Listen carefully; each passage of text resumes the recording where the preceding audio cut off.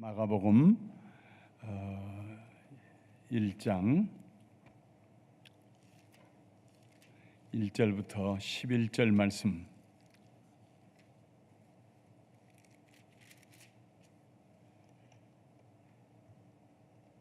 마가복음 1장 1절부터 11절에 있는 말씀임. 함께 같이 처음부터 끝까지 같이 읽도록 하겠습니다. 화면에도 나오네요. 네, 시작. 하나님의 아들 예수 그리스도의 복음의 시작이라.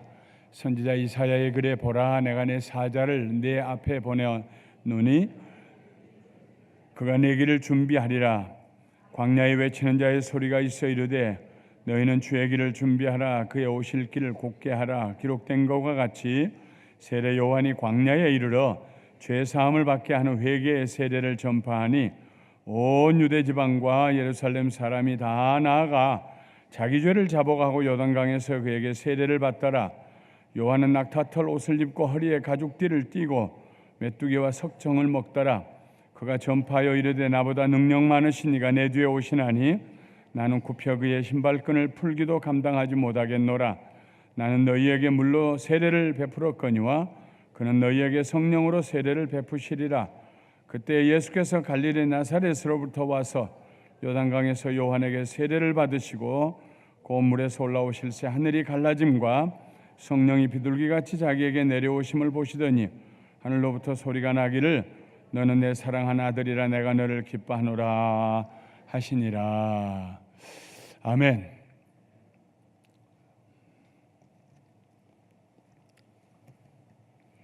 금요일 저녁 예배가 토요일 저녁보다도 숫자가 더 적어요. 토요일은 운동을 하기 위해서 더 많이 나와서 그러신가 봐. 그래도 그것 때문에 나는 속 안 상하기로 작정했어요. 오신 분하고 같이 은혜 말씀 나누면 됐지 뭐. 그죠? 여러분, 한 분이 천하보다 귀한데 그것 때문에 내가 속상할 거 뭐 있어요? 옛날에는 좀 속상했어요. 근데 이제는 속 안 상해요. 네. 여러분 사랑합니다. 주님의 이름으로. 할렐루야. 네. 오늘 저녁부터 마가복음에 대해서 공부할 터인데요. 네. 마가복음 서론을 좀 말씀드리겠습니다. 마가복음은 크게 의견이 둘로 나눠져서 67년 내지 8년 전에 기록되었다 하는 의견과 후에 기록되었다 하는 의견이 나눠집니다. 실제 초대교회의 기록에 의하면은요, 하나는 베드로와 바울이 떠나고 난 다음에 마가가 복음서를 기록했다 하고 기록이 남아 있기도 하고, 혹은 베드로에게 다니면서 말씀을 들으면서 마가가 복음서를 기록했다 이렇게도 되어 있기 때문에 정확하게 베드로와 바울이 순교당한 이전에 기록했는지 이후에 기록되었는지는 정확하지는 않습니다. 그러나 분명하게 그 무렵에 주후 68년, 69년 전후에서 기록이 되었을 것이다. 그렇게 우리가 생각합니다. 주후 130년까지 히에라볼리의 감독이었던 파피아스라는 사람이 있었어요.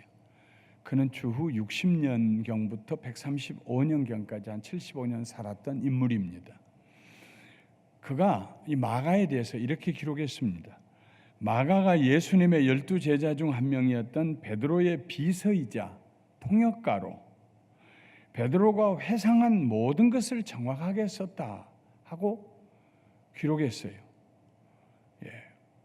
그러니까 예수님이 돌아가시고 나서 한 7, 80년도 됐을까 말까, 그때 그 전에 probably 이 파피어스가 마가가 베드로가 보고 들었던, 베드로가 목격했던 것을 베드로에게서 듣고 마가가 기록했는데, 그것은 마가가 베드로의 비서이면서 통역가로 함께 다니면서 들은 것을 적은 것이다. 이 마가는 또 바나바의 생질이기도 합니다. 조카이기도. 그래서 바울과 바나바와 함께 첫 번째 전도 여행을 구브로를 지나서 비스디 안디옥으로 올라갈 때, 지금도 거기에 가서 버가라는 곳에 이렇게 올라가서 보면요, 산이 얼마나 갑자기 높아지고 험하고 강도가 많이 나오고 그런 데를 올라가려고 생각하니까 마가가 기가 막혀서 젊은 마가가 나는 못 가겠다고 그러고 돌아서서 그냥 와버렸어요. 그것 때문에 훗날 두 번째 전도 선교 여행을 갈 때 바울과 바나바가 심히 다투었습니다. 바나바는 한 번 더 기회를 주자 마가에게. 우리가 한 번 더 기회를 주고 데리고 가자. 바울은 안 된다. 안 되는 사람은 안 되는 것이다. 선교 가는 데가 중간에 돌아가 버리면 어떡하느냐. 안 된다. 그것 때문에 심히 다투고 바울과 바나바가 나누어져서 바울은 실라를 데리고 2차 선교 여행을 떠나고 바나바는 바나바대로 또 선교 여행을 떠납니다. 근데 후에 가면 디모데후서에 가면은 바울이 마가에 대해서 아주 좋은 말로 칭찬을 합니다. 정말 귀한 종이다. 올 때 그를 데리고 오라. 그래서 아마 청년 때 마가가 이런 고통이나 어려움을 준비가 안 됐기 때문에 팽개치고 바울과 바나바를 팽개치고 떠났지만 그러나 그 이후로 베드로와 함께 있으면서 예수님에 대해서 많이 배우고 그러면서 더 믿음이 성숙하고 변화되고 그래서 훗날에 바울이 마가를 칭찬하고 데리고 오라고 그러고 마가를 높여주고 이런 얘기가 성경에 기록이 되어 있습니다. 그러니까 어느 순간만 단층 촬영하듯이 탁 잘라가지고 그 사람 못 됐어 안 됐어 그러면은 조금 지혜로운 판단이 아니지요. 사람은 12번 변하잖아요. 제가 늘 얘기하지만 사람은 12번 된다 그래요. 변해요. 물론 변하지 않은 사람도 있어요. 고집 부리고요.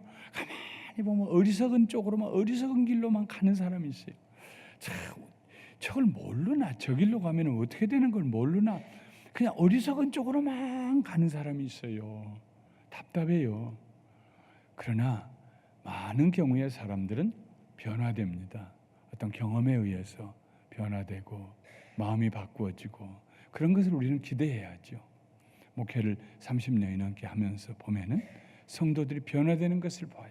신앙이 어느 순간에 쑥 자라고 하나님 중심이 되고 세상 사랑하는 것을 그만두게 되고 말이 변화되고 생각이 변화되고 그래서 얼마나 보기에 아름답고 좋은지 몰라요. 마가가 그런 사람이었습니다. 어쨌든 간에 이 마가가 베드로에게서 들은 것들을 정확하게 썼습니다. 파피아스는 또 그 당시에 늦게까지 살았던 사도 요한, 예수님의 제자 요한이 제일 오래 살았어요. 근데 그 요한도 알던 사람이에요. 그의 편지나 글을 보면은 사도 요한하고 동시대에 같이 살던 사람이에요. 물론 요한은 나이 들었고 파피아스는 젊었겠지요. 마가복음은 예수님의 말씀과 행동을 시간과 순서에 따라 기록한 것이 아닙니다. 시간과 누가는 내가 들은 바를 잘 역사적으로 편찬해서 시간으로 따져서 잘 이렇게 기록했다고 누가복음 초에 그렇게 강조를 합니다. 마태복음은 그의 복음을 기록할 때 어떤 주제별로 기록했어요. 그래서 마태복음은 5가지의 강화, 디스코스라고 하는데요. 예수님의 가르침 5가지를 예수님의 가르침이 끝나면 예수님의 행동하시는 일, 기적들 이것들을 주제별로 5가지를 묶어서 만들어 놓은 것이 마태복음입니다. 마태복음은 제자를 훈련하는데 사용하기 아주 좋은 교재로 예수님의 제자 마태가 그의 교회를 위해서 만든 것입니다. 마가복음이 베드로에게서 예수님의 제자 베드로가 눈으로 본 것처럼 그래서 마가복음을 읽어보면요 굉장히 생생해요. 아주 말을 굉장히 생생하게 자기가 본 것처럼 써요. 왜냐하면 베드로의 눈을 통해서 본 것을 베드로 옆에서 얘기를 들으면서 마가가 마치 자기 눈으로 본 것처럼 쓴 거예요. 그래서 그 얘기들이 아주 생생하고 요약되고요. 아주 그냥 바다에서 끌어올린 고기처럼 바닥바닥합니다. 마가복음 읽다 보면은요. 누가복음은 예수님의 생애에 대해서 역사적으로 차근차근 그래서 가장 역사적으로 순서적으로 배열해 놓은 것이 누가복음이에요. 요한복음은 예수님은 사람이 되시 오신 하나님의 아들이시다. 하나님의 아들이시다. 거기다가 초점을 두었습니다. 하나님의 아들. 네. 제일 늦게 기록된 복음이고. 그럼 왜 복음서가 서로 다르느냐? 다른 게 아닙니다. 보는 각도가 다를 뿐입니다. 예수님을 마태는 앞면에서 봤다 그러면 마가는 옆면에서, 누가는 옆면에서, 요한은 뒷면에서 이런 식으로 뭐 꼭 앞뒷면을 나누는 건 아닙니다만은 보는 관점에 따라 다르기 때문에 사실은 그 마태, 마가, 누가, 요한복음을 다 함께 읽고 같이 묵상해서 마가복음에 기록된 얘기를 마태복음에 가서 읽어보고 누가복음에 읽어보고 또 어떤 때는 요한복음에 기록된 얘기가 마태, 마가, 누가복음에 기록이 안 될 수도 있어요. 그런 얘기가 많이 있어요. 마태복음에 있는 얘기가 다른 복음에 없는 얘기도 있고요. 그럴 때는 또 그걸 맞춰가면서 읽어도 보고, 이렇게 하다 보면은 예수님에 대한 전체적인 그림이 윤곽이 그려집니다. 코끼리를 룸몬 장님이 가서 만졌을 때 다리를 만지면은 코끼리는 기둥이다 이렇게 얘기할 거 아니겠습니까? 코끼리의 코를 만일 만진다 그러면은 뭐라고 그러겠어요? 룸몬 장님이요. 코끼리는 나팔처럼 생겼다. 그러지 않겠어요? 마찬가지로 예수님에 대한 이해를 제자들이 아무리 기록을 해도 완전하게 다 한 자기 화폭에다가 예수님이라는 그림을 담을 수가 없어요. 그래서 하나님께서 의도적으로 마태와 마가, 누가, 요한을 통해서 예수님을 그 화폭에다가 자기들이 이해할 수 있는 만큼 담았습니다. 그래서 이 네 복음을 다 읽어야 그리고 전체를 이해할 때 예수님에 대해서 이해할 수가 있게 되는 것입니다. 마가는 베드로가 회상하며 가르치는, 베드로는 성품이 그러잖아요. 즉각으로 얘기하고 오래 말 돌려서 하지 못하는 이런 사람이 베드로입니다. 그러니까 베드로는 예수님에 대한 얘기를 할 때 그냥 거두절미하고 얘기하고 꾸미지 아니하고 다른 터치하지 아니하고 얘기하는, 마가복음을 읽어보면은 그런 모습을 우리들이 보게 됩니다. 그리고 특별히 베드로에 대한 언급이 다른 복음서보다 마가복음에 훨씬 많이 나옵니다. 베드로에 대한 이름이요. 과장해서 표현하면은 마가복음에 기록된 얘기들은 베드로가 없는 데서 일어난 얘기가 하나도 없었다. 마가복음에 기록된 이야기들은 다 베드로가 있는 자리에서 있었던 이야기다, 베드로가 보았던 이야기다 하고 얘기할 만큼 베드로와 그 기록, 마가복음의 기록은 굉장히 밀접하게 관계가 되어 있습니다. 그럼 그럴 수밖에 없는 게 거듭 말씀드립니다마는 베드로의 눈으로 보고 들었던 것을 베드로가 전한 그 얘기를 기록한 것이 마가복음이기 때문입니다.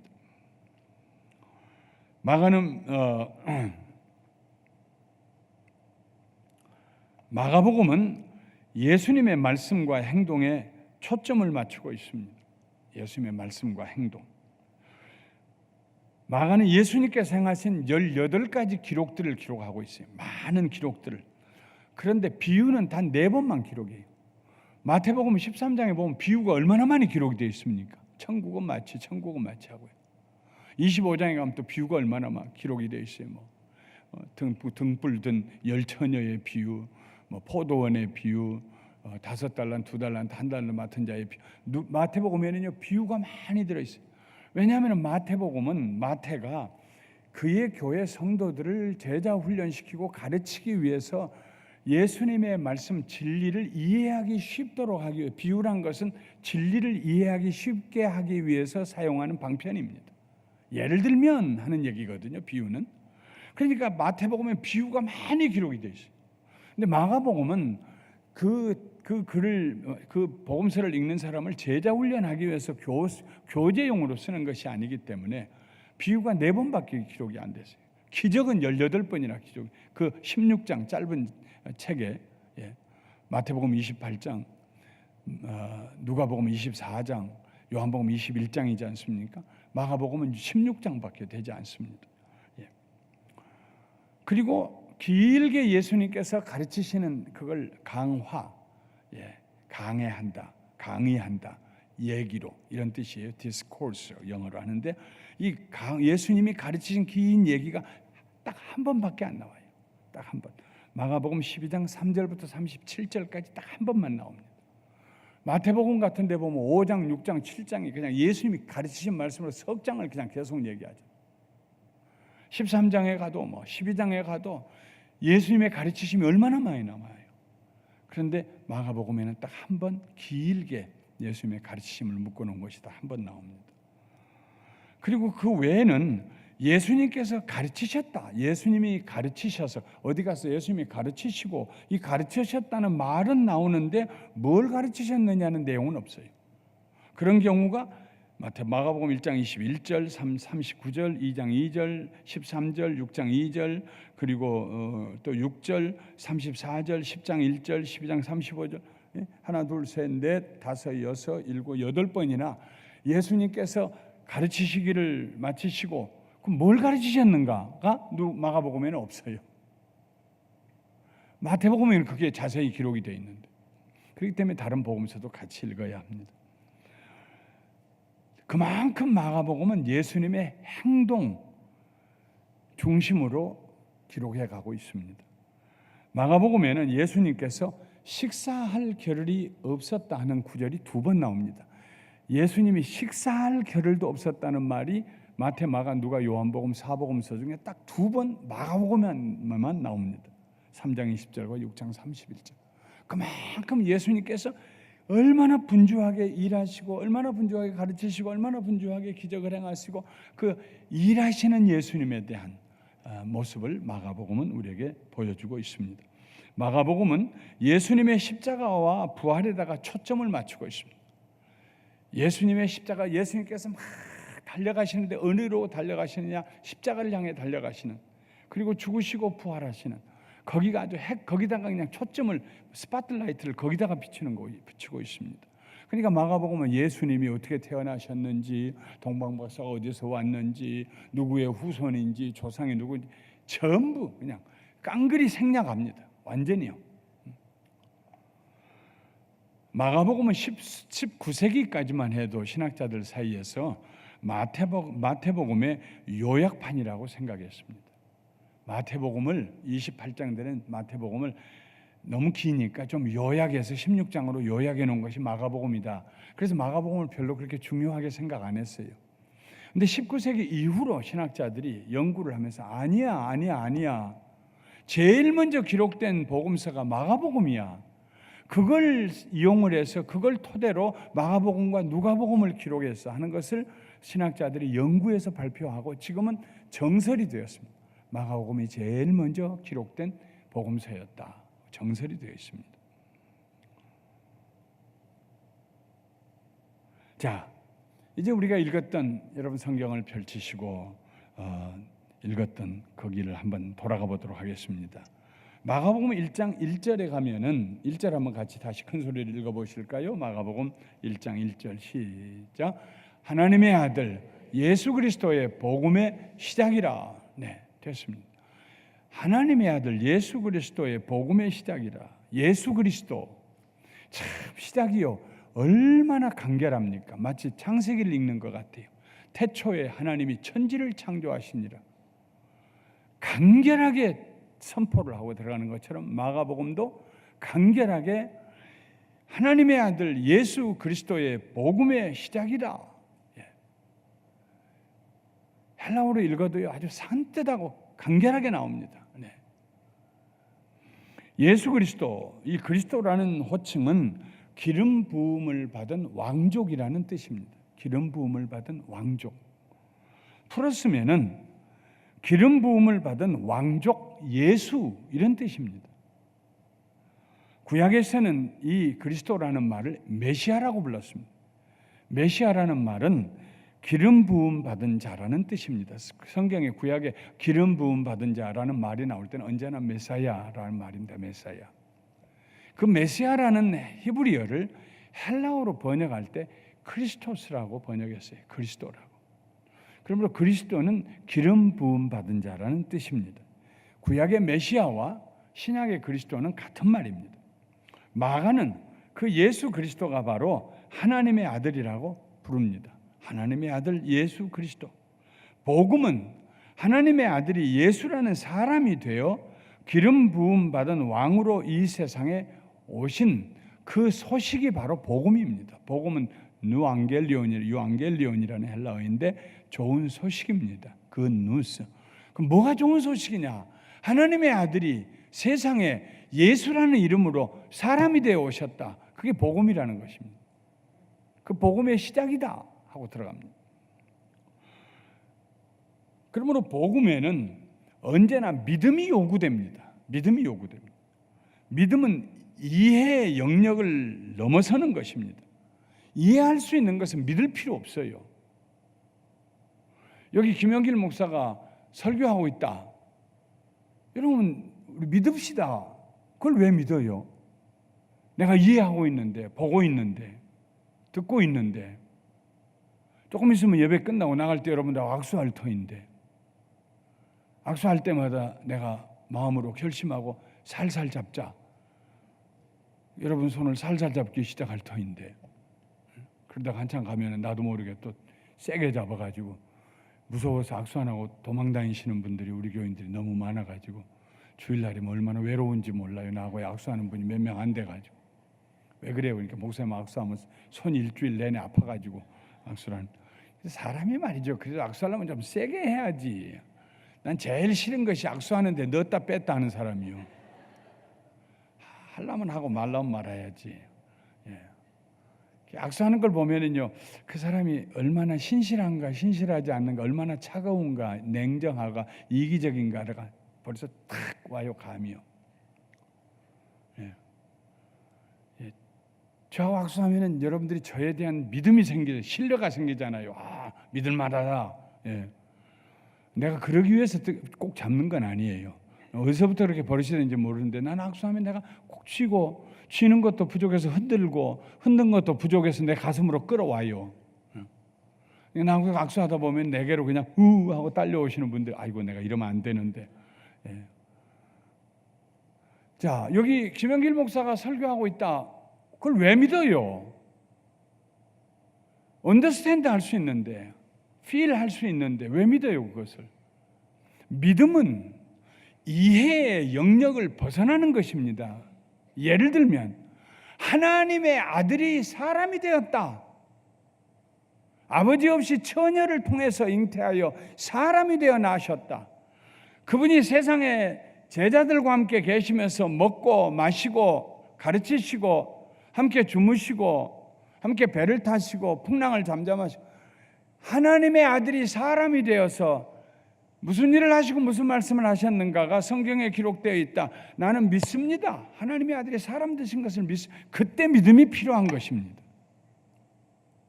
믿음은 우리의 이해를 넘어설 때, 이해 넘어서는 영역으로 들어갈 때 필요한 거예요. 그러면 믿음의 세계가 있고요, 지성의 세계가 있는 것입니다. 지성의 세계가 잘못됐다는 거 아닙니다. 지성의 세계를 거쳐서 믿음의 세계로 들어갑니다. 그러나 지성의 세계를 거쳐서 믿음의 세계로 들어갈 때는 반드시 어떤 점프를 하게 돼요. 초월적인 대로 넘어가지 아니하면은 이성으로만 끝까지 수학적으로 논리적으로 생각해 가지고는 안 되는 마지막, 아무리 애를 쓰고 해도 안 되는 마지막 한 번은 건너뛰어야 될 그런 상황을 맞닥뜨리게 됩니다. 하나님의 아들이 성령으로 잉태하셔서 사람이 되셨다. 이 복된 소식을 믿는 사람들은 구원을 받고 믿지 않는 사람들은 구원을 받지 못한다는 것입니다. 그런데 믿음이 우리가 타고나서 믿습니까? 어떤 사람은 DNA가 잘 믿을 수 있는 DNA가 있어서 믿습니까? 어떤 사람은 믿을 수 있는, 도저히 못 믿겠다, DNA가 그래서 못 믿습니까? 아닙니다. 믿음은 우리의 노력과 우리의 재주와 우리의 계산과 우리의 결심으로 되어지는 거 아닙니다. 하나님의 아들이 사람이 되어서 예수라는 이름으로 불리우고, 그가 제자들과 함께 3년 반 동안 주의 일 하시다가 33세 될 무렵에 십자가에 달려 돌아가 죽으셨다. 그리고 그분이 사흘 만에 부활하셨고 제자들에게 나타나셨고 하나님에게 올라가셨고 나라에 다시 올라가시고 우리에게 약속하셨다. 우리를 위해 자리를 있을 곳을 예비하면 우리 다시 와서 우리를 영접하시겠다고.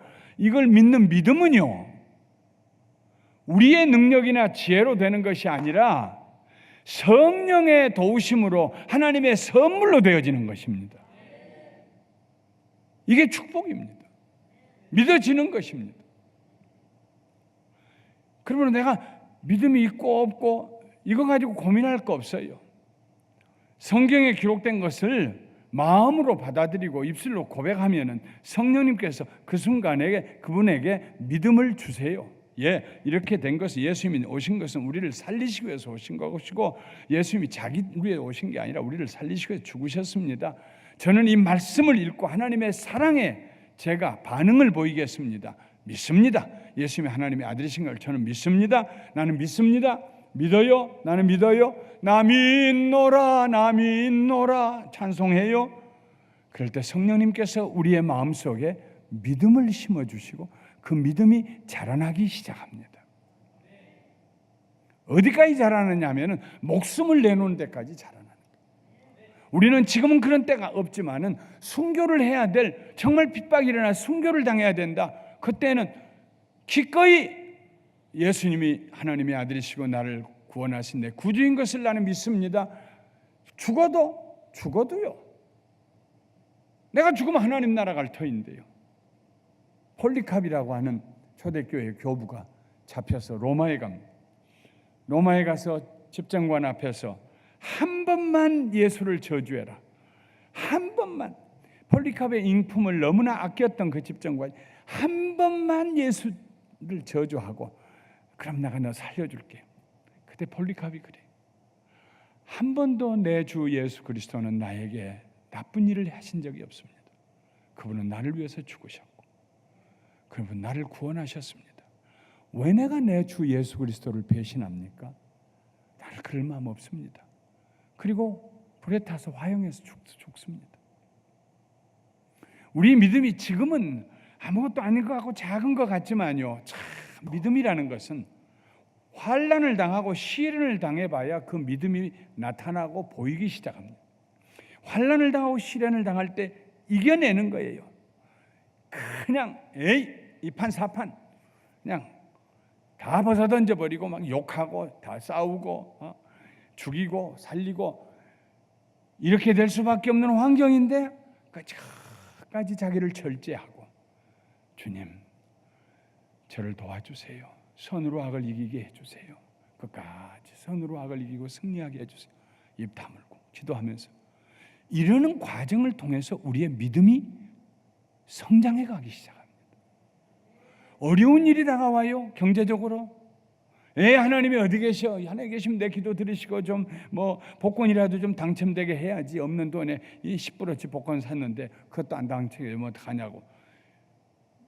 그러지 아니하고 내가 굶어 죽을지라도 나는 하나님 사랑합니다. 그리고 하나님께서 나를 굶어 죽게 안 하게 하실 줄 믿습니다. 일용할 양식 주실 줄 믿습니다.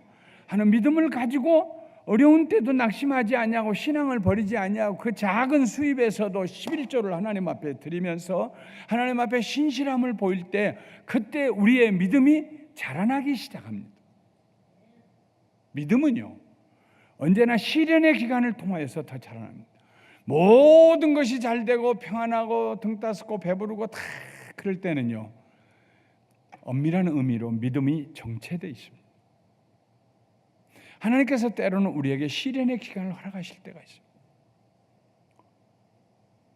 이번 주일에 지난 금요일 날 제가 잠깐 설교했던 고린도후서 12장 7절부터 10절 원래는 너희가 먹을 것을 주어라 하는 말씀을 준비하려고 마음에 감동 주셔서 준비해 갔는데 갑자기 생각을 바꿔주셔가지고 그 말씀으로 내가 내일 모레는 다시 설교를 합니다. 왜냐하면 금요일 저녁에는 겨우 100여 명도 안 돼서 들었는데 주일날은 900몇십 명, 1000여 명이 듣잖아요. 그래서 안 들었던 분들에게 더 준비를 해가지고 더 2배 반, 3배 더 준비를 해가지고 이번 주일 설교를 합니다. 바울 사도의 믿음이 확 클 때는 언제였느냐면요. 그의 육체에 가시가 있을 때였습니다. 그의 육체의 가시 때문에 너무 괴로워서 하나님 앞에 3번 기도하면서 육체의 가시를 제해달라고 기도하다가 음성을 들었어요. 내 은혜가 너에게 족하도다. 네가 약할 때 내가 강함이니라. 네가 약할 때 네가 강하다고 안 했어요. 하나님께서 내가 강하다고 그랬어요.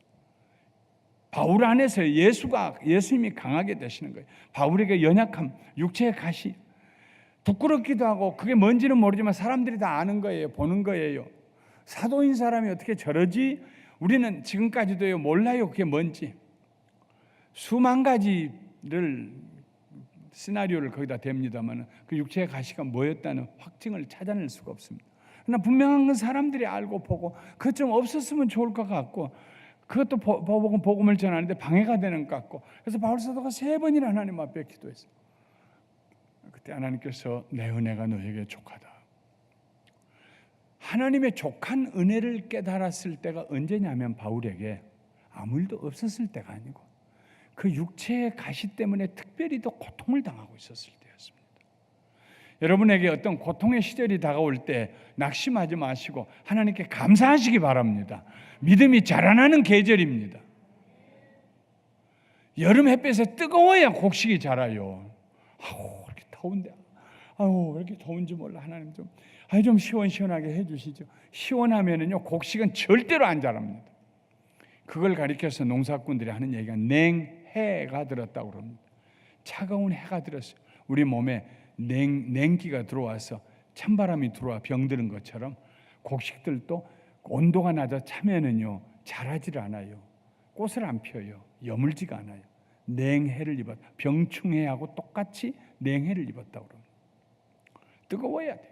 뜨거워야 자라나는 겁니다. 그러므로 날이 뜨겁고 그럴 때는요 하나님께 감사하세요. 아이고 하나님 잘 자라게 하시느라고 곡식도 잘 자라고 나무도 잘 자라게 하시느라고 뜨겁네요. 다 유익해서 그런 줄 믿습니다.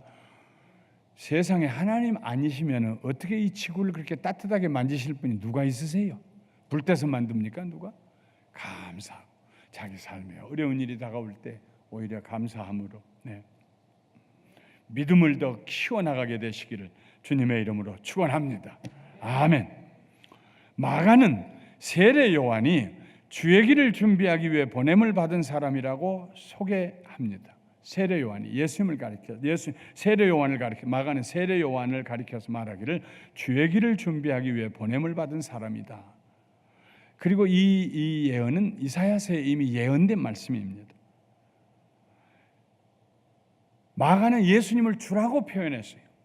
예수님은 모든 제자들과 그를 믿는 모든 사람들에게 주가 되십니다. 큐리어스라고 하는 헬라어 주, 큐리어스.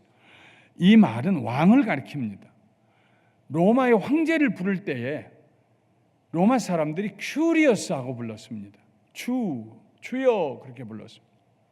그러므로 마가복음에 하나님의 아들 예수 그리스도 복음의 시작이라고 하면서 세례 요한이 이사야에 예언된 것처럼 와서 주의 길을 예비하기 위해서 보냄을 받았다 할 때 그 주를 거기다 쓴 것은 대단한 파격적인 표현입니다. 예수님을 주요 그리스도, 베드로가 고백했잖아요. 너희는 나를 누구라 하느냐? 주는 그리스도시요 살아계신 하나님의 아들이십니다. 주는 거기서부터 우리의 왕이 되시는 당신은 구약에 기록한 메시아 기름 부음 받은 자 오실 구원자라고 오실 우리가 기다리는 그분이시요 또한 하나님의 아들이십니다. 이게 복음의 핵심입니다. 세례 요한은 죄 사함을 받게 하는 회개의 세례를 전파했습니다. 세례 요한이 와서는 회개해라 회개해라. 군인들도 와서 바리새인들도 와서 백성들도 와서 모두 회개합니다. 세례 요한이 얼마나 강하게 얘기했는지 이 독사의 새끼들아 누가 너희들에게 회개하고 벌을 받지 않도록 하더냐 하면서만 도끼가 지금 나무 뿌리에 놓였다 치려고 나무 뿌리를 얼마나 강하게 했는지 몰라요. 세례 요한. 보통 사람이 그랬으면요 맞아 죽었을 것입니다. 사람들이 다 와서 세례 요한 앞에서 세례를 받고 회개했어요. 그래서 세례 요한의 세례를 회개하는 세례라고 부릅니다. 그러면 회개하고 그들이 회개했어요. 그들이 회개했으면 죄를 사함받아야 합니다. 누가 죄를 사함받게 합니까? 죄를 사함받게 하시는 분은 예수 그리스도입니다. 아무리 회개해도 죄 사함을 받게 하시는 예수 그리스도의 십자가의 보혈이 없으면 무슨 소용이 있습니까? 그래서 세례 요한이 말하기를 나보다 능력 많으신 이가 내 뒤에 오시나니 나는 허리를 굽혀서 그의 신발끈을 풀기도 감당하지 못하겠노라. 나는 너희에게 물로 세례를 베풀었거니와 그는 너희에게 성령으로 세례를 베풀리라. 결국 세례 요한이 와서 했던 일은 내 뒤에 오신다. 내 뒤에 어떤 분이 오신다. 나도 그를 모른다. 그러나 그분이 오시면 나는 너희에게 물로 세례를 주었지만 그분은 성령으로 세례를 주실 것이다. 나는 엎드려서 그분의 신발끈 풀기도 감당치 못할, 나는 그분에게 비하면은 비교할 수 없는 그런 존재, 낮은 존재, 하찮은 존재다. 그러니까 사람들이 와서 세례를 받으면서 동시에 누구를 두고 하는 말인가? 누구를 두고 하는 말인가? 굉장히 호기심이 높이 올라갔습니다. 세례 요한은 예수님보다 6개월 먼저 태어난 사람입니다. 예수님의 먼 친척입니다. 그런 다음에 우리 마가복음 1장 9절부터 11절로 넘어갑니다. 우리 다시 한번 화면에다가 9절부터 11절 다시 읽어보도록 하겠습니다. 마가복음 1장 9절부터 시작. 그때 예수께서 갈릴리 나사렛으로부터 와서 요단강에서 요한에게 세례를 받으시고 곧 물에서 올라오실새 하늘이 갈라짐과 성령이 비둘기같이 자기에게 내려오심을 보시더니 하늘로부터 소리가 나기를 너는 내 사랑하는 아들이라 내가 너를 기뻐하노라 하시니라. 예수님도 세례 요한에게 오셔서 세례를 받았어요. 근데 여기 마태복음만 보면 간단하게 세례 요한에게 와 세례 받았다 끝나잖아요. 그런데 마태는 이 상황을 좀 더 자세하게 기록하고 있습니다. 마태복음은 같은 얘기를, 마가복음은 1장에서 얘기를 기록했는데 마태복음은 예수님 족보니 동방박사 얘기니 다 하고 난 다음에 3장에 가서야 예수님이 세례 받으신 얘기를 기록하는데 이렇게 기록하고 있습니다. 이때 예수께서 갈릴리로부터 요단강에 이르러 요한에게 세례를 받으려 하시니 요한이 말려 가로되 내가 당신에게서 세례를 받아야 할 터인데 당신이 내게로 오시나이까. 예수께서 대답하여 이르시되 이제 허락하라. 우리가 이와 같이 하여 모든 의를 이루는 것이 합당하니라 하시니 이에 요한이 허락하는지라. 그러므로 여러분 마가복음 읽으면서 동시에 비슷한 다른 복음서를 읽으면 더 이해가 됩니다. 이렇게 해라. 하나님의 뜻이다. 내가 한 사람으로 왔다. 죄는 없으시지만은 죄인과 같은 모습으로 세상에 오셨어요. 예수님. 그래서 죄인과 같은 모습으로 세례를 받으셨어요. 죄는 없으세요. 그러나 그가 참 사람이 되셨기 때문에 참 사람들, 죄인들 중에 하나로 역임을 받으셨어요. 십자가에서 죄인들 중에 하나로 역임을 받으셔서 두 강도 사이에 달려 죽으셨고, 그리고 세례도 죄인들 가운데, 회개해야 될 죄인들 가운데 하나로 역임을 받으시고 거기 가서 세례 요한에게 세례를 받으십니다. 물론 예수님은 죄는 없으십니다. 그러나 역임을 받으셨다는 것입니다. 죄인들 중에 하나로. 그래서 세례를 받으셨습니다. 예수님이 세례를 받으실 때에 삼위일체 하나님이 거기 나타나십니다. 성자 하나님이신 예수님이 세례를 받고 계십니다. 성령 하나님이 비둘기같이 예수님에게 내려오십니다. 탈굼이라고 하는, 바벨론에 포로를 잡혀가 있을 때에 이스라엘의 레바이들이, 랍비 선생들, 지도자들, 종교 지도자들, 그 사람들이 구약의 성경을 풀어서 설명도 겸해서 주석도 겸해서 써낸 책이 탈굼입니다. 탈굼이라고. 그래서 거기는 성경책에 없는 얘기가 조금씩 이렇게 들어가 있어요. 요즘 나온 메시지라고 하는 성경책처럼. 근데 거기에 말하기를 창세기 1장에 태초에 하나님이 천지를 창조하시니라. 깊은 흑암이 있고 그 흑암 위에 하나님의 신이 운행하시니라.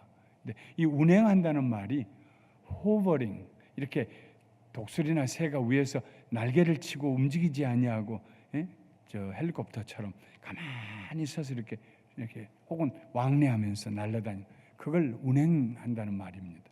근데 탈굼에 이스라엘의 지도자들이, 종교 지도자들이, 레바이들이 풀어서 해석해서 쓰기를 뭐라고 했냐면은 깊은 흑암 위에 비둘기 같은 하나님의 신이 날아다니고 있었더라, 이렇게 풀었었습니다.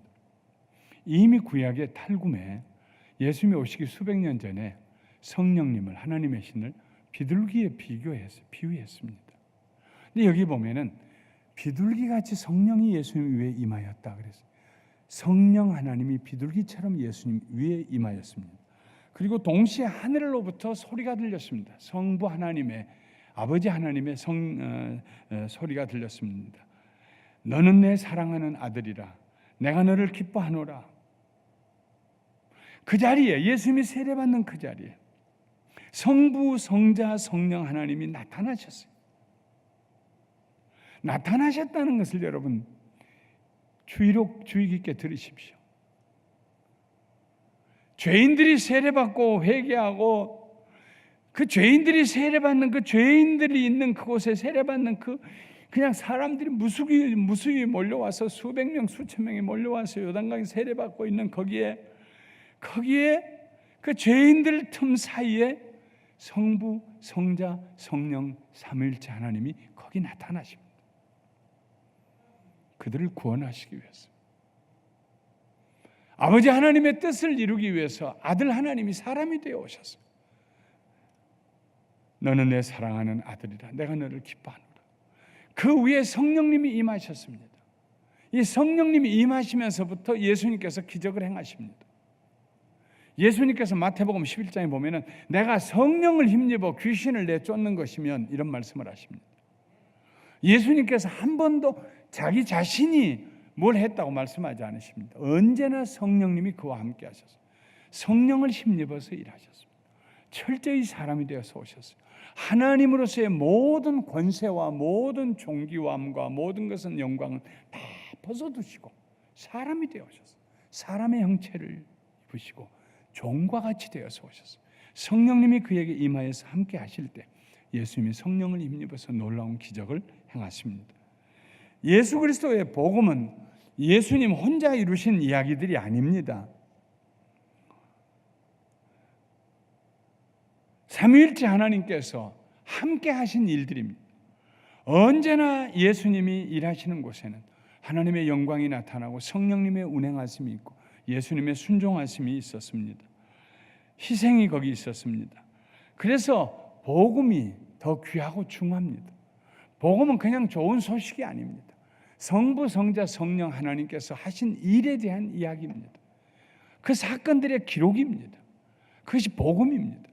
그래서 마가는 우리들에게 그의 복음을 사용하면서 하나님의 아들 예수 그리스도의 복음의 시작이다, 분명하게 자기가 뭘 지금 기록하고 있는가를 얘기했습니다.